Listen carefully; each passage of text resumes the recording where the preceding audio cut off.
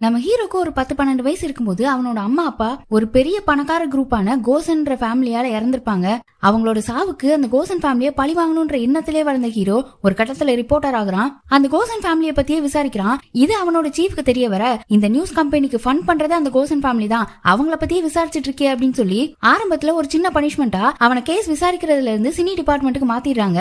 அந்த டைம்ல அந்த கோசன் ஃபேமிலியோட கடைசி பையன் ஒருத்தன் அமெரிக்காவில வளர்ந்தவன் ஊருக்கு வரான். அதே நேரத்துல நம்ம ஹீரோயின் அவ அந்த டைம்ல ஒரு பெரிய ஆக்ட்ரஸா இருந்திருப்பா. இவங்க 2 பேருக்குமே இவ ஆக்டர்ஸ் அவன் பெரிய பணக்காரன்றது தெரியாமலே ஒரு அறிமுகம் கிடைக்குது. 2 பேருமே அன்னைக்கு சாயந்தரம் ரெஸ்டாரண்ட் பிளே ஏரியான்னு போய் என்ஜாய் பண்றாங்க.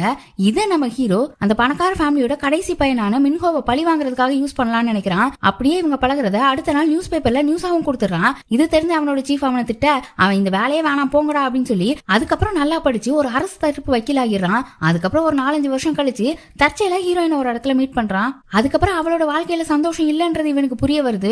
என்னன்னா இவன் காசிப் எழுதுனால, அதனால இவளுக்கும் பணக்கார கடைசி பையன் இருக்கான்ல அவனுக்கும் கல்யாணம் ஆயிருந்திருக்கும். அந்த கல்யாண வாழ்க்கையில இவ சந்தோஷமாவே இருந்திருக்க மாட்டா. அப்படி இருந்த டைம்ல இவங்களோட சந்திப்பு ஒரு இல்லீகல் ரிலேஷன்ஷிப்பா மாறுது.